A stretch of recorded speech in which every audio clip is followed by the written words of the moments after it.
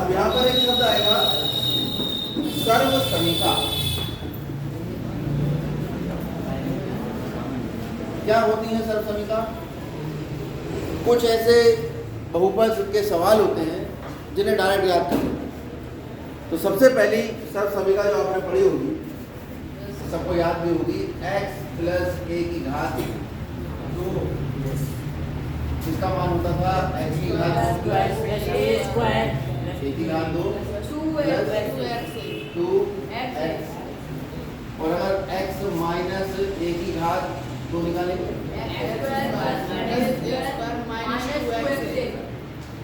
ठीक है। इसके बाद एक ये पड़ी होगी x square minus a square, है ना? ये क्या थी? x plus a Guna well. इसके बाद पड़ी होगी x प्लस a की घात 3,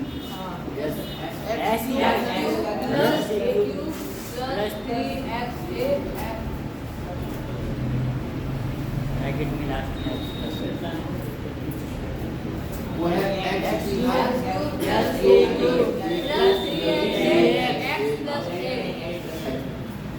फिर पड़ी होगी x माइनस a की a टू दी पावर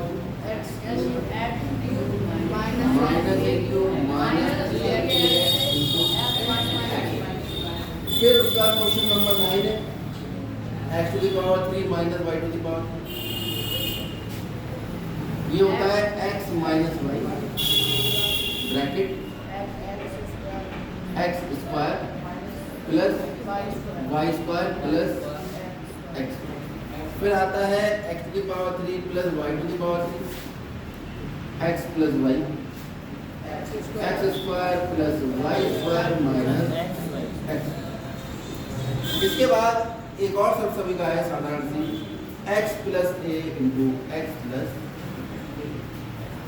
ये होता है x square plus a plus b into x plus. ये सब पहले हमने सिद्ध भी करवाई थी, इनके सिद्ध करने के वीडियो भी पड़े हुए हैं, आप चाहे तो दोबारा इनको सिद्ध कर लीजिए। बहरहाल ये आपको याद होनी चाहिए, इधर से इधर भी, इधर से इधर। याद करने का तरीका क्या रहेगा? याद करने का तरीका आप इनकी स्थितियाँ देखेंगे। क्या देखेंगे? पोजीशन। जैसे अगर दो नंबर है, किस तरह सोचेंगे? x plus a plus b, p plus Q करके याद नहीं करेंगे। आप देखेंगे ब्रैकेट में दो नंबर हैं, इनको चाहो तो आप हिंदी भाषा में अपनी कॉपी में लिख भी लेना। ये फिर मुंह पर हाथ पहुंच गया, टेबल पे हाथ हटाओ, सीधे बैठो, बिल्कुल कमर सीधी होनी चाहिए। झुकी हुई कमर से गणित किसी ने आज तक समझा ही नहीं, ठीक है? हाँ, बिल्कुल स्ट्रेट, 90 डिग्री पे गर्दन होनी चाहिए। हाँ, यहाँ पर जो स्थिति है उसको दो संख्याएं जुड़ रही हैं, क्या हो रहा है? दो संख्याएं उनके जुड़ने के बाद वर्ग हो रहा है, तो इसे कहेंगे दो संख्याओं के योग का वर्ग। क्या कहेंगे? दो संख्याओं के योग का वर्ग। आप अपनी किताब में चाहो तो वीडियो बन रहा है, बाद में देख के कॉपी में इसके नीचे इसको याद करने का तरीका लिखिए। हिंदी में इसको पैराग्राफ के रूप में लिखिए। दो संख्याओं के योग का वर्ग बराबर होता है किसके? पहली संख्या का वर्ग प्लस दूसरी संख्या का वर्ग प्लस 2 गुणा दोनों संख्याओं का गुणनफल, या दोनों संख्याओं के गुणनफल का दुगना। यानी दो संख्याओं के योग का वर्ग बराबर होता है दो संख्याओं के वर्गों का योग तथा दोनों संख्याओं के गुणनफल के दुगने के बराबर। अब इसका उल्टा चलो, दो संख्याओं के वर्गों का योग तथा उनके गुणनफल का दुगना दो संख्याओं के योग के वर्ग के बराबर। जब आप ये वाली बात समझ जाओगे पूरी अच्छे से, तब आप कभी गलती नहीं करोगे। सवालों में इसकी जगह मान लो उसने कह दिया 7x प्लस 3y स्क्वायर, तो हमें तो सूत्र याद है। क्या है? दो संख्याओं के योग का अगर वर्ग होता है, दो संख्याएं जुड़ के पूरे का वर्ग होना है, तो उसका मतलब है पहली संख्या का वर्ग प्लस दूसरी संख्या का वर्ग प्लस दुगना दोनों संख्याओं का वर्ग। अंग्रेजी में बोलेंगे sum of two number square equal to first number square plus second number square plus twice of first number into second number, जैसे आप चाहो वैसे। अब जब वर्ग पे ब्रैकेट में हो रहा है तो 49x square plus 9y square plus 42 और यहाँ माइनस होता तो माइनस और प्लस होने पर केवल जो दोनों संख्याओं के गुणनफल का दुगना है वहीं पर अंतर पड़ता है, बाकी और कोई अंतर नहीं। अब इसका उल्टा भी सवाल आ जाता है, ये क्या कह रहा है, प्रसार करो, ठीक, और ये कभी कभी कहता है गुणनखंड करो। मान लो उसने सवाल दे दिया, यही सवाल देख लेते, किसी सवाल को दे दिया गुणनखंड करो,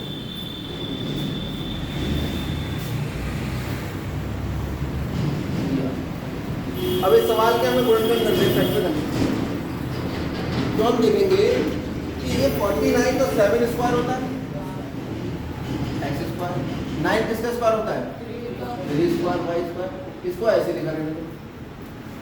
अब हम इसे लिख सकते हैं 7x square plus 3y square.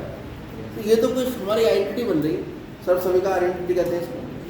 अगर यहाँ पे दोनों के गुणनफल का दुगना आ जाता तो तुरंत हम उसे दोनों संख्याओं को जोड़ के उसका वर्ग लिख देते। अब हम इसे अपने पास से लिखेंगे माइनस दुगना किसका 7x और 3। अपने पास से ये वाला टर्म लिख के देखेंगे क्या ये आ रहा है या नहीं आ रहा है। देखो 7 दूनी 14 दिया, 7 2 14 3 42 x y, ये तो ये वाला टर्म आ गया सॉल्व हो गया। इसका मतलब हमारा यहाँ पर सर्वसमीका लग जाएगी और सर्वसमीका क्या लगेगी 7x माइनस 3y। तो सवाल दोनों तरफ से आता है, या तो इससे ये पूछ लेगा या इससे ये पूछ, ठीक। तो आपकी पूरी प्रश्नावली में इन्हीं सर्वसमीकाओं में या तो इधर से इधर पूछा होगा या इधर से इधर पूछा होगा। तो वो आप खुद प्रैक्टिस करोगे क्योंकि रिवीजन की बात है, और इतने हेल्प से आप ये सारे क्वेश्चन करके 3 तारीख को हम आपके सबके चेक करेंगे। अब वो सवाल हम कराते हैं जो आपसे नहीं होंगे, थोड़े मुश्किल होंगे। एक सर्वसमीका ये होगी x की घात 3 प्लस y की घात 3 प्लस z की घात माइनस 3xy बराबर डायनासोर है, उधर चूहा बिल्ली थी, ठीक है, इससे बड़ा कुछ नहीं है। x square plus y square plus z square minus xy minus y। इसको याद करने का तरीका 3 संख्याओं के घनों का योग माइनस गुणनफल का 3 गुना इसका संख्याओं के, वो भी कितनी संख्याओं के 3 संख्याओं के गुणनफल का 3 गुना बराबर होगा संख्याओं का योग, ठीक है, गुणा संख्याओं के वर्गों का योग माइनस कॉमन लोगों तो ये प्लस प्लस प्लस हो जाएगी संख्याओं के दो संख्याओं के परस्पर गुणनफलों का, इस तरह से ये याद रखिए। बात समझ में आ गई। अगर यहाँ पर ये 0 हो जाए तो अगर ये तीनों, ये वाला पद 0 हो जाए खाली, ये क्या है संख्याओं का योग। अगर संख्याओं का योग 0 हो गया तो इसकी जब हम गुणा करेंगे तो ये भी 0 हो जाए। इसका मतलब ये जो है हमारे पास x³ plus y³ plus z³ minus 3xyz, ये किसके बराबर आएगा 0 के बराबर आ जाएगा अगर ये वाला भार 0 हो जाए। यानी अब हमारी आइडेंटिटी आई, ये भी आइडेंटिटी है लेकिन जिसकी हमें आवश्यकता है, जो हम आज आपको सिखाने जा रहे हैं, उसके लिए यदि इस आइडेंटिटी में x plus y plus z बराबर क्या रखते हैं? 0. तो हम देखेंगे 0 रखने पर ये वाला जो मान है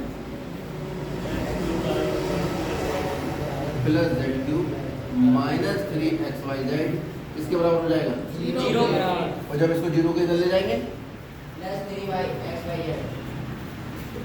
अब आप समझो, अगर तीन संख्याओं का योग 0 है तो उनके घनों का योग उनके गुणनफल के तिगुने के बराबर होगा. ये वाली बात आप याद रखो। यदि इसको मैं भाषा में लिख रहा हूं, यदि तीन संख्याओं का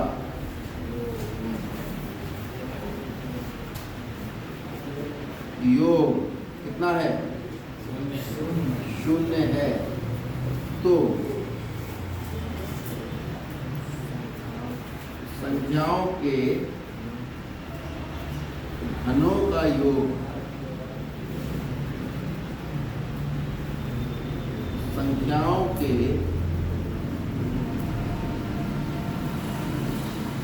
गुणनफल के कितने गुने के बराबर होगा? 3 गुने के बराबर होगा. 3 गुने के बराबर।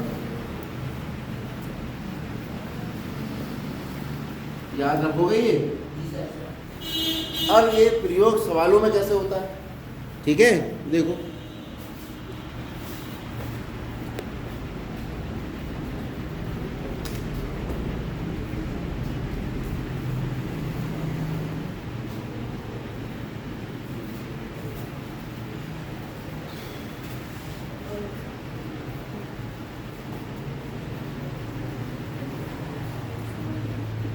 पहले भी बताया -12 की घात 3 कह रहा है इसे हल किए बिना सूत्र का प्रयोग करके इसका मान ज्ञात करना। हल करने का मतलब सीधे 12 की घात 3 निकालो, घात 3 का जोड़ दो, तो नवीन जवाब कहाँ से आ रही है? ठीक है, उसमें लिख के आएगा, ऐसा मत कर देना। उसमें लिख के आएगा कि इसको बिना हल किए सूत्र की सहायता से आप इसका मान निकालो, बिना घन निकाले। कैसे निकालें? कितनी संख्या है ये? 3. क्या हो रहा है यहाँ पर? घनों का योग।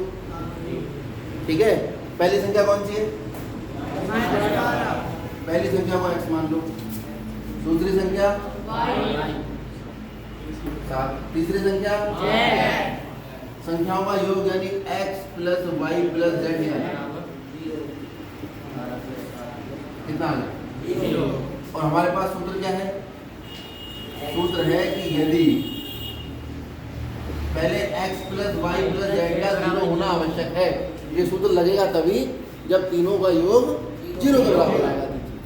और हमारा 0 आ रहा है तभी तो सूत्र लगा रहे हैं। तो होना चाहिए x की घात 3 प्लस y की घात 3 प्लस z की घात 3 बराबर।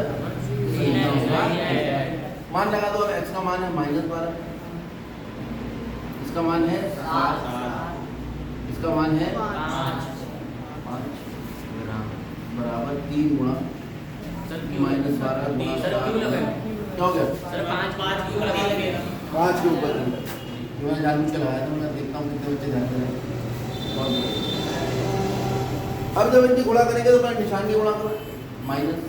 अब गुणा करते हुए करनी पड़ेगी चतुराई। क्या है चतुराई? 12 दिया 36, 12 6 72, 12 7 84, 12 पंजे 7 पंजे 5 दिया 15। तो पहले गुणा उसकी करो जिसमें 0 आ रहा है। ठीक है, किसमें आ रहा है 0? 12 पंजे 60। पहले लिखो 60, अब बचा 7 और 3 7 दिया। अब 6 की गुणा 21 से करके 0 लगा, 6 कम 6 6 दूनी 12। वरना ऐसे करोगे तो 12 दिया 36, 36 सत्ते फिर पंजे निकाल, या 12 दिया 36 और 7 पंजे 35, 35 और 36 की गुणा करो। और यहाँ पर देखो कितनी आसानी से गुणा हो जाएगी। समझ में आ रही है बात? हर स्टेप पे दिमाग का यूज करना है, कोई चीज़ रखनी नहीं है। ये भी मैंने बता दिया क्यों करना है। अब करिए, इस सवाल को हल करिए, इसका अगला वाला पार्ट करिए।